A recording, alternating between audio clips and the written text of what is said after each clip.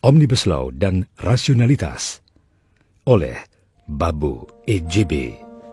Kalau Anda jadi pengusaha dan perusahaan Anda berencana berinvestasi dalam skala besar di Indonesia, maka Anda harus berhadapan dengan rimba perizinan. Saking padatnya, rimba itu menutupi pandangan ke langit.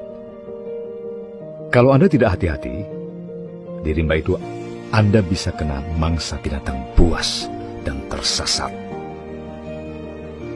Begitu gambaran tentang panjang dan rumitnya perizinan di Indonesia. Tetapi kalau panjang dan rumitnya perizinan itu dilaksanakan dengan standar skill dan moral yang hebat dari birokrat, tidak ada masalah. Toh bagaimanapun, semua perizinan itu adalah standar kepatuhan bagi kepentingan negara. Yang jadi masalah, standar moral dan skill aparat rendah dan lebih banyak untuk kepentingan pribadi. Dapatkan suap. Tidak percaya? Mari kita lihat dan telusuri perizinan yang sangat basic.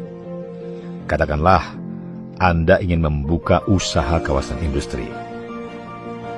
Itu hanya perlu izin lokasi dan kemudian bangun kawasan beserta fasilitasnya. Sederhananya, Anda beli lahan sesuai izin lokasi, kemudian bangun. Selesai. Tetapi dalam proses yang ada, tidak sesederhana itu. Pertama, Anda harus dapatkan izin dari BKPM. Kemudian izin dari BKPM itu harus ditindaklanjuti ke tingkat daerah dan instansi terkait. Karena berdasarkan undang-undang, hak tanah ada pada daerah. Anda harus dapatkan izin lokasi dari Pemda. Hak Pemda pun berjenjang dari tingkat 1 sampai tingkat 2. Semua harus Anda lewati. Bayangin, izin BKPM tidak menjamin otomatis Anda berhak mendapatkan izin lokasi. Semua tergantung daerah. Ada biaya resmi dan proses lobby yang tidak murah. Lucunya, setelah berlelah mendapatkan izin lokasi, mau bebaskan tanah, silakan saja. Tetapi belum ada jaminan bisa langsung bangun. Anda masih harus dapatkan izin perlindungan dan pengelolaan lingkungan hidup atau PPLH. Mau berbahaya atau tidak, usaha Anda wajib dapat izin PPLH. Kalau bersinggungan langsung dengan alam, maka urusannya lebih runyam lagi. Yang sederhana saja seperti bangun kawasan, perkantoran atau pabrik, itu ada 11 lapis izin PPLH yang harus Anda dapatkan. Urusannya dari tingkat menteri sampai ke tingkat bupati. Kadang, walau izin PPLH sudah didapat, tidak ada jaminan Anda aman. Masih ada lagi ancaman yang bisa batalkan izin itu. Apa? LSM. Mereka bisa kerahkan aksi demo sampai ke pengadilan menentang pendirian proyek. Kalau kalah di pengadilan, itu derita Anda. Pemerintah yang kasih izin hanya bilang maaf. Oke, lanjut. Katakanlah izin PPLH sudah di tangan. Apakah Anda bisa langsung bangun? Belum. Masih ada lagi izin IMB. Izin ini mengharuskan Anda melampirkan desain bangunan untuk menentukan besaran biaya retribusi yang harus dibayar. Dan kalau desain dan layout dianggap tidak sesuai dengan RT RW, ya IMB tidak diberikan. Soal izin lain sudah di tangan, tidak ada pengaruhnya. Anda silakan gunakan izin yang ada, tetapi nggak boleh dirikan bangunan. Konyol? Begitulah logika perizinan. Satu sama lain saling sandera, sehingga proses perizinan adalah juga proses distribusi kekuasaan dari RT, Pemda, sampai ke menteri. Semua ada ongkosnya. Kalau semua izin sudah di tangan, dan Anda siap bekerja, ada lagi masalah. terutama kalau Anda beli mesin di luar negeri yang butuh tenaga kerja asing atau TKA untuk install mesin atau Anda bekerja sama dengan asing. Dapatkan izin bagi TKA juga tidak mudah. Anda harus mendapatkan izin tertulis dari menteri atau pejabat yang ditunjuk. Proses mendapatkan izin lumayan rumit. Anda harus mengantongi beberapa perizinan seperti rencana penggunaan tenaga kerja asing atau RPTKA, visa tinggal terbatas atau VITAS, dan izin menggunakan tenaga kerja asing atau IMTA. Bayangkan saja kalau TKA ada ratusan, betapa repotnya urus izin masing-masing mereka. Kalaupun lolos semua izin itu, belum tentu aman bagi TKA. Karena masih bisa diributin sama buruh lokal, masih bisa diributin sama aktivis atau ormas buruh. Selama ribut itu, sudah pasti proses produksi terganggu. Setelah usaha berdiri dengan mengantongi izin ini dan itu, Anda juga harus menghadapi ketentuan mengenai perburuhan.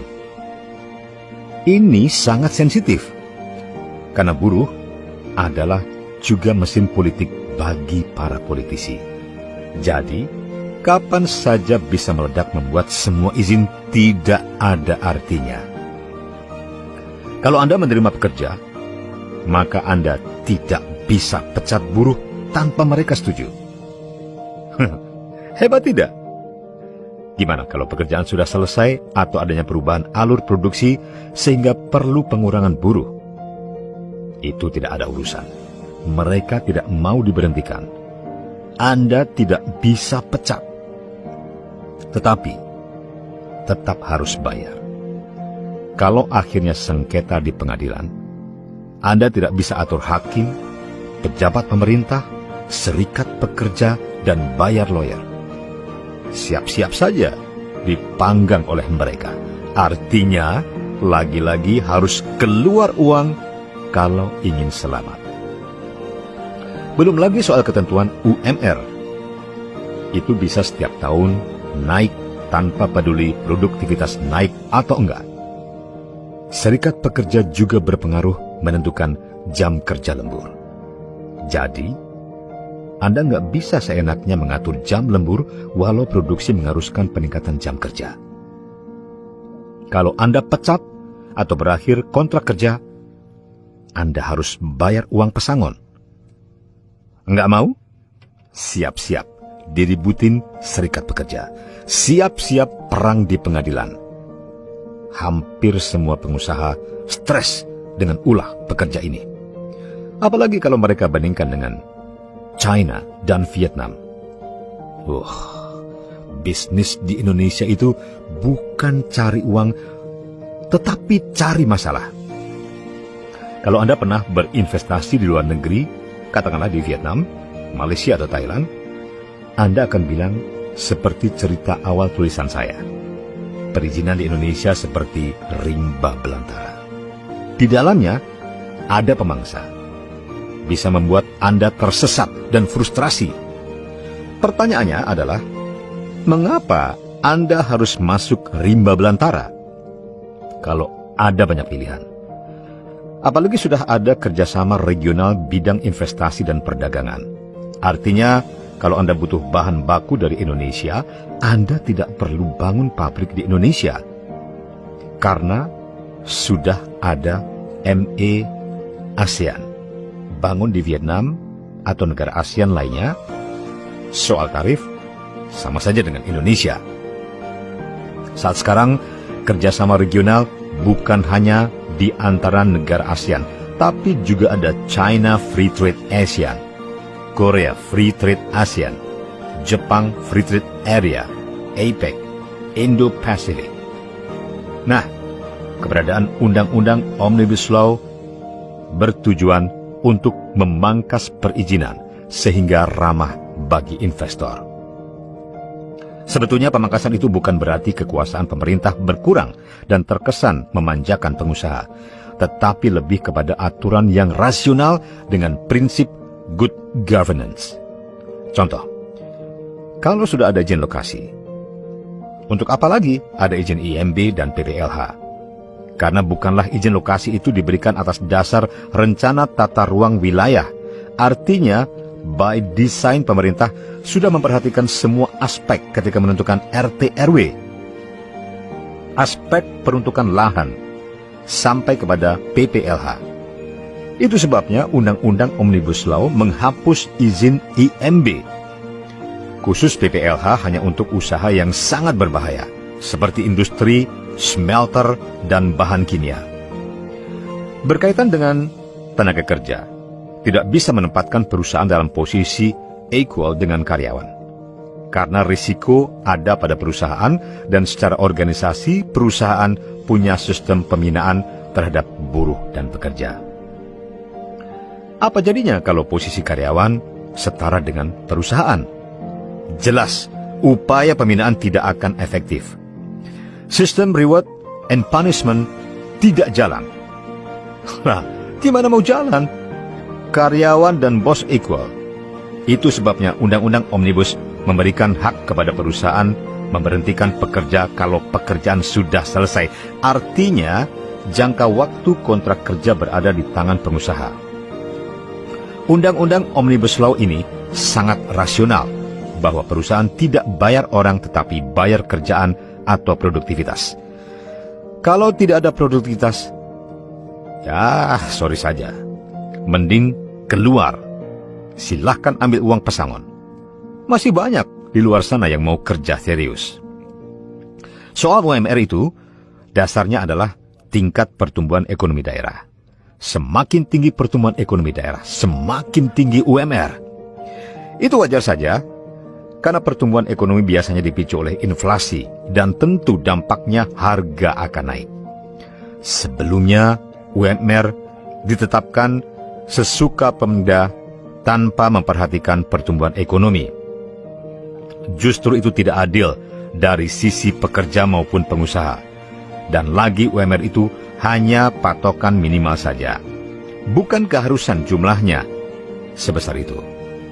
Kalau memang buruh itu produktivitasnya tinggi, tentu perusahaan akan bayar upah lebih tinggi dari UMR. Di mana-mana, pengusaha juga ingin jadikan buruh itu sebagai aset bernilai meningkatkan pertumbuhan usaha. Jadi tidak perlu terlalu khawatir. Sebaiknya fokus aja bagaimana meningkatkan produktivitas.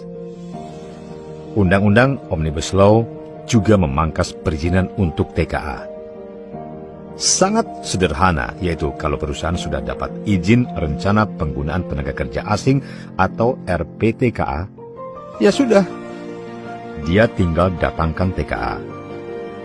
Selagi tidak melanggar RPTKA, pekerja asing nggak perlu repot lagi dapatkan berbagai izin. Mengapa? Dalam RPTKA itu sudah ada standar kepatuhan yang harus dipenuhi perusahaan seperti kriteria TKA, upah, dan lain-lain. Secara berkala, akan ada audit dari pemerintah terhadap penerapan RPTKA. Kalau mereka melanggar, izin dicabut. Menurut saya, Undang-Undang Omnibus Law ini bukan berarti Jokowi anti-demokrasi atau anti-otonomi daerah, tetapi sebagai solusi agar Indonesia berubah. Dari birokrasi menjadi meritokrasi. Dari dilayani menjadi melayani. Mengapa? Itu sebagai jawaban atas tantangan global yang semakin terbuka dan berkompetisi. Tanpa itu, sulit bagi kita mendatangkan investasi. Tanpa investasi, pertumbuhan ekonomi akan lambat dan tentu semakin besar masalah sosial dan politik yang dihadapi bangsa ini akibat pengangguran dan kemiskinan. Memang, Undang-Undang Omnibus Law ini tidak segera bisa dirasakan. Namun, langkah besar untuk perubahan pasti akan membuahkan hasil baik.